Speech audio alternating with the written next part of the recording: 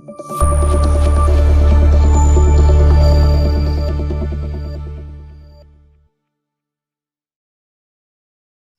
Friends, నేను మీ Raghavender, US news Telugu. ఈరోజు మనం ఆదివాసీ గిరిజనులు విప్ప పువ్వును ఎలా సేకరిస్తారో చూద్దామని మనం వచ్చాము. ఇక్కడ భద్రాద్రి కొత్తగూడెం జిల్లా అశ్వారావుపేట మండలం కన్నాయగూడెం గ్రామ పంచాయతీ పరిధిలోని చెన్నాపురం కాలనీ అని ఇక్కడ వలస ఆదివాసీ గిరిజనులు ఇక్కడ నివసిస్తూ ఉన్నారు. వారు ఈ సీజన్ వచ్చినప్పుడు ఖచ్చితంగా విప్ప పువ్వులు సేకరిస్తూ ఉంటారు. విప్ప పువ్వులు అనేది విప్పసారా కాసుకొని సేవించడం కోసం ఎక్కువగా ఉపయోగిస్తూ ఉంటారు. అదేవిధంగా ఈ విప్ప పువ్వుని దేవునికి ప్రసాదంగా కూడా అనేక చోట్ల మనకి దేవస్థానాల దగ్గర అమ్ముతూ ఉంటారు. కానీ ఈ విప్ప పువ్వుని ఎలా సేకరిస్తారు అనేది మనం ఈరోజు చూడబోతా ఉన్నాం. ముఖ్యంగా ఈ విప్ప పువ్వుని సేకరించాలంటే మన ఈ ఆదివాసీ గిరిజనులు తెల్లవారుజామున 4 గంటలకే లేచి ఆ విప్ప పువ్వు ఉన్నటువంటి చెట్ల దగ్గరికి వెళ్ళి ఆ పువ్వుని ఏరుతూ ఉంటారు. ఎందుకంటే లేటుగా వెళితే ఆ విప్ప పువ్వుని గేదెలు కానీ గొడ్లు కానీ తినే పరిస్థితి ఉంటుంది కాబట్టి వాటి ముందుగానే వెళ్ళి ఆ పువ్వుని సేకరించుకొని తీసుకొస్తూ ఉంటారు. అలాంటి విప్ప పువ్వుని ఎలా సేకరిస్తున్నారో ఈరోజు మనం చూద్దాం ఈ వీడియోలో. ఇప్పటి వరకు నా ఛానల్ని సబ్స్క్రైబ్ చేసుకున్నట్లయితే ఇప్పుడు సబ్స్క్రైబ్ చేసుకోవాలని మనవి చేస్తూ ఉన్నాను. మీరు ఇచ్చే సపోర్టు మరిన్ని ఇటువంటి ఆసక్తికర వీడియోలు తీయడానికి దోహదపడుతుందని భావిస్తున్నాను. Please subscribe.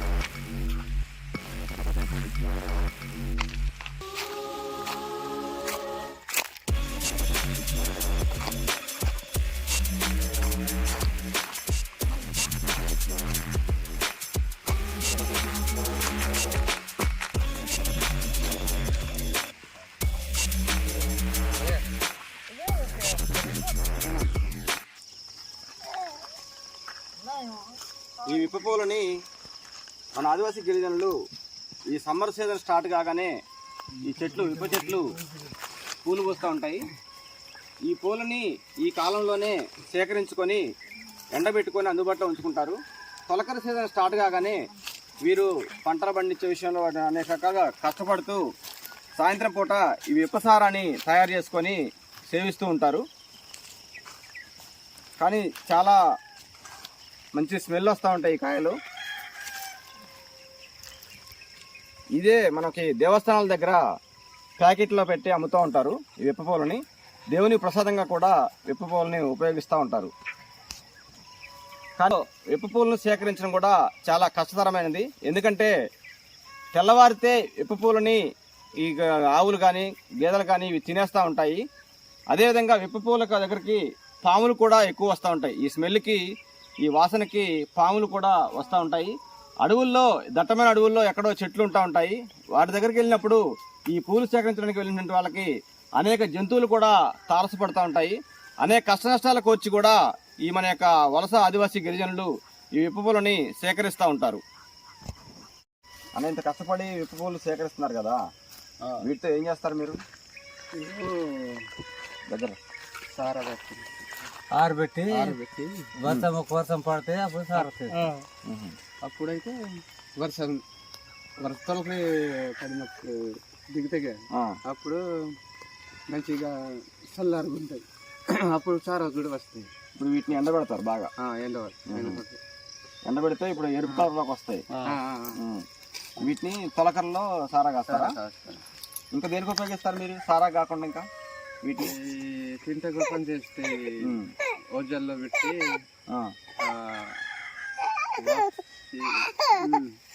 తింటే కూడా పని చేస్తే తింటారు.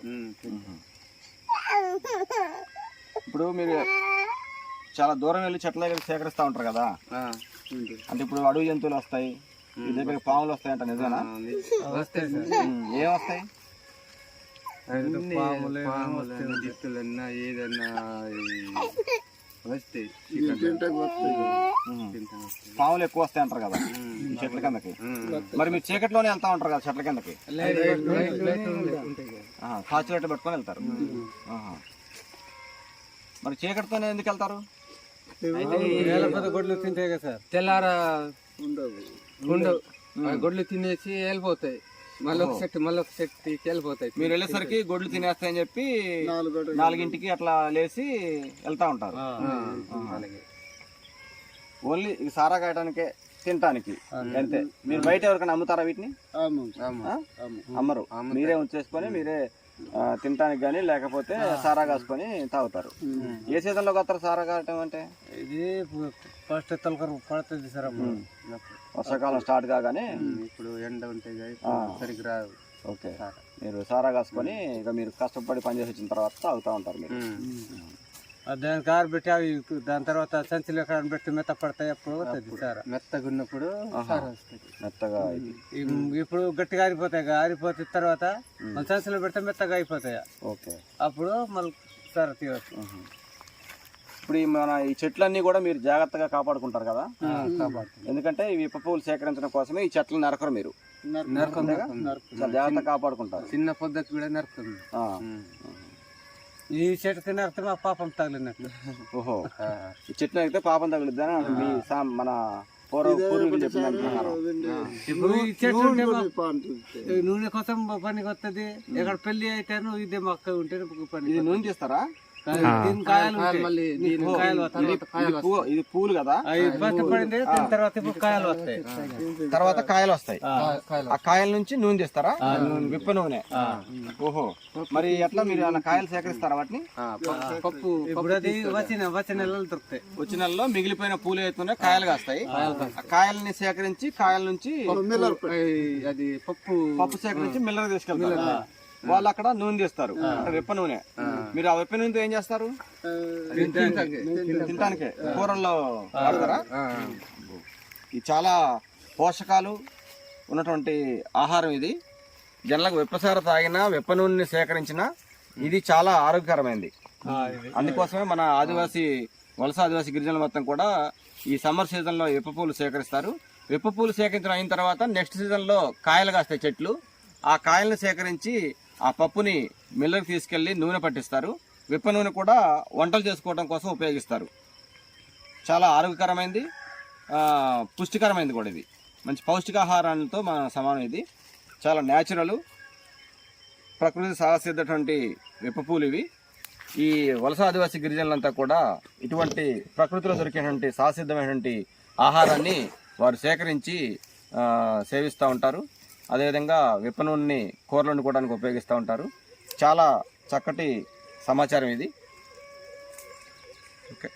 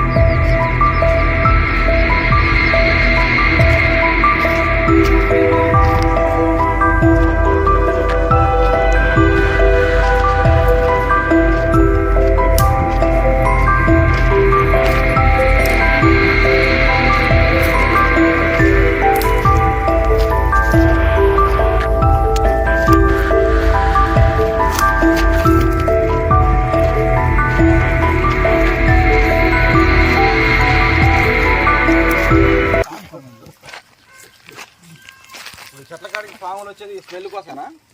స్మెల్ చూసే వస్తాయా? స్మెల్ మాత్రం మస్తు వస్తుంది. స్మెల్ తింటాయా పాములు ఈ కాయల్ని?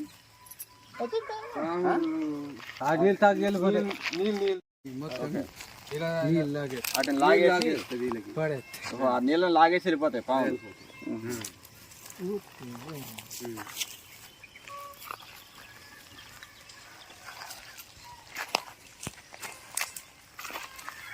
ఎప్పుడైనా జంతువులు అవపడ్డాయి మీకు చెట్ల కింద? అప్పుడు మీరు పూల కోసం పొద్దున్నే పోతారు కదా చీకటితో. ఏమేమి జంతువులు వస్తాయి? ఏదన్నా అడవిలో ఉండి కుందేళ్ళు కుందేళ్ళు తింటాయి వీటిని. ఇంకా పందులు తింటాయి, జంతువులు, అది గొర్రెలు అంటారు కదా, అడవి గొర్రెలు అవి కూడా అది తినేస్తాయి. మనం పోవటం లేట్ అయితే ఇవన్నీ తినేసి అయిపోతాయి. అందుకే మనం చీకటితోటి టార్చ్ లైట్లు వేసుకొని 4 గంటలకు వెళ్ళిపోతాం. మరి మీకు ఎప్పుడైనా కనపడ్డాయి జంతువులు? అవి మీరు పోయేసరికి తింటా ఉంటాయి, కనపడతా ఉంటాయి కదా, మిమ్మల్ని చూసి వెళ్ళిపోతాయి. లైట్ చూస్తే ఉరికిపోతాయి, లైట్ చూడగానే వెళ్ళిపోతాయి. Okay okay. చెట్టుకి ఒకళ్ళు ఏరుతున్నారు అంటే ఉదాహరణకి ఈ చెట్టు ఒకళ్ళు ఏరుతున్నారు అనుకో, ఈ చెట్టుని మొత్తం వీళ్ళే ఏరుకుంటారు. అట్లా ఎవరి చెట్లు వాళ్ళకే ఉంటాయి. ఒకళ్ళు ఏరిన చెట్టు దగ్గర ఇంకొకళ్ళు వెళ్ళరు. Okay okay. అందుకనే ఒకళ్ళు ఆ దిక్కుకి ఒకళ్ళు ఈ దిక్కుకి అట్లా వెళ్తున్నారు. ఎవరి చెట్టు దగ్గరకు వాళ్ళు వెళ్ళిపోతారు. అట్లా ఒక్కొక్కళ్ళు ఎన్ని చెట్లు పెట్టుకుంటారు అట్లా? అంటే 20-30 దాకా. ఒక్కొక్కళ్ళు ఒక 20-30 చెట్లు, ఈ చెట్లు వరకు వాళ్ళే. ఇక అంటే ఇక చెట్లు పంచుకొని వాటికి వాళ్ళే వెళ్ళి ఏరుకుంటారు కాయలు. పూలు కానీ రేపు కాసే కాయలు కానీ ఎవరి చెట్లు వాళ్ళే, ఎవరి వాటాకు వచ్చినాయి వాళ్ళే ఏరుకుంటా ఉంటారు. అందరూ ఏరుకుంటారు అట్లా? అందరూ ఏరుతారు. ఓకే. అందరూ పొద్దున్న 4 గంటల కాగానే వెళ్ళిపోయేసి ఏరుకొని వస్తూ ఉంటారు. బాగుంది.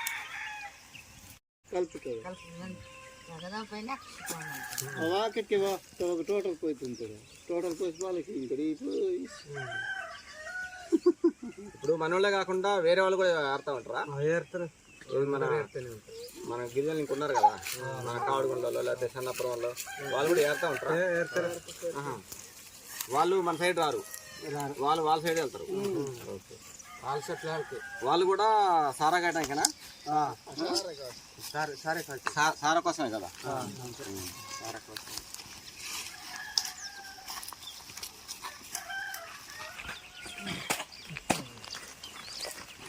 ఆ ఇల్లు పండుగ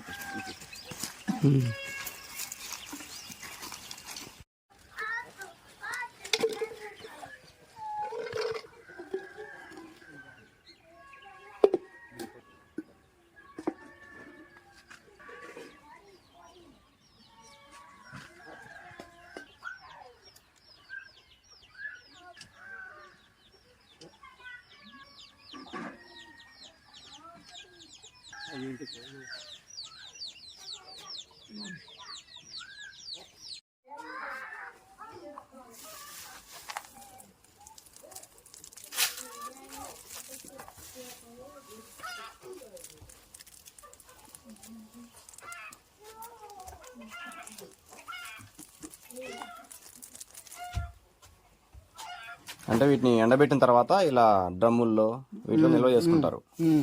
ఎండబెట్టిన తర్వాత ఇవన్నీ ఆరిపోయినాయి ఇక. ఎండాకాలం ఇలా ఆరబెట్టేసి గట్టిగా అయిన తర్వాత మీరు ఇట్లా నిల్వ చేసుకున్నారు కదా. అంటే వర్షాకాలం వచ్చిన తర్వాత ఇవి ఇంకా మెత్తగా అవుతాయా? మెత్తగా అవుతాయి.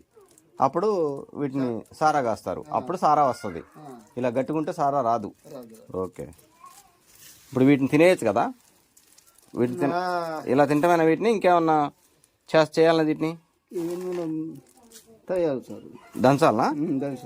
దంచి దానికి తొయ్యి ఉండదు. ఆహా. ఈ ముళ్ళు లాంటివి ఉంటాయి కాబట్టి ఆ ముళ్ళు లాంటివి పోతాయి దంచితే. అప్పుడు దీన్ని తినొచ్చు ఇక. తినచ్చు. ఓకే.